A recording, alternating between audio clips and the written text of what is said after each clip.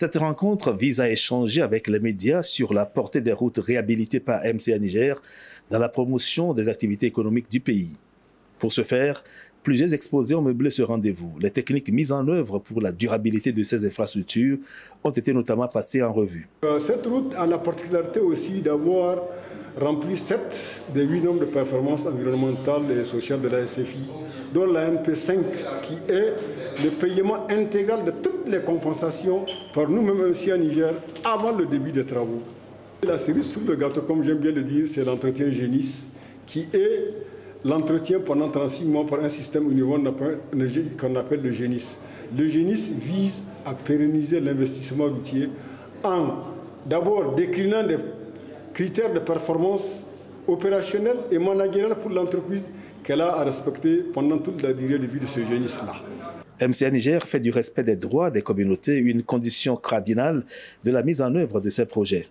Les exigences relatives à l'environnement, la réinstallation et le paiement des compensations aux personnes impactées par le projet, sans oublier bien sûr les questions du genre et d'inclusion sociale, forment le socle de son intervention. Nous attachons du prix à informer le public sur ce que nous faisons. Et aujourd'hui, cette journée de rencontre avec la presse et les médias est consacrée à notre programme de construction des routes, particulièrement la RN7 entre Dosso et Gaïa, et la 35 entre Margou et Gaïa.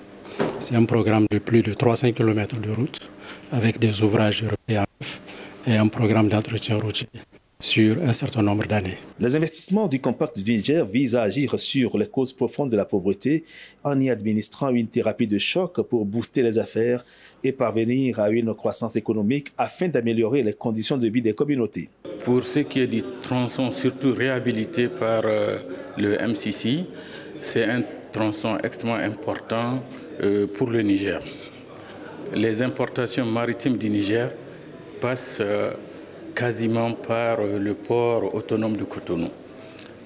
En 2022, il y a eu 2 255 000 tonnes de marchandises nigériennes qui ont transité par le port de Cotonou. MCC Millennium Challenge Corporation, le bailleur de fonds du Compact, salue cette initiative à l'égard des médias. MCC est très content qu'il y ait une transparence sur ce projet. On veut montrer au public comment on a fait le projet, comment c'est financé, comment la passation a marché, on a été fait, et le respect de toutes les normes qui ont été utilisées pour assurer un projet de la meilleure qualité. Cette rencontre d'échange avec les médias n'est que la première d'une série prévue par MCA Niger afin d'éclairer et d'informer le public sur la portée de ces activités dans les efforts de lutte contre la pauvreté. À la sortie de cette rencontre, vraiment, je suis sorti très édifié et très réconforté.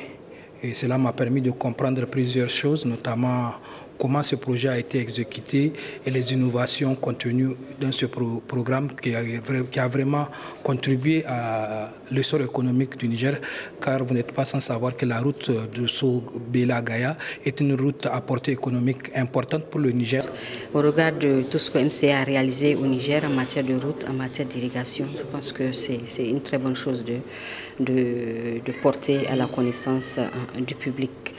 Nous ne pouvons que saluer l'initiative de cette rencontre d'échange qui nous a permis de nous imprégner des réalisations du MCA Niger sur le terrain, notamment dans la région de Dosso. Des attestations de reconnaissance ont été décernées à certains membres des différentes équipes qui ont contribué à l'atteinte des résultats dans les projets routiers du MCA Niger.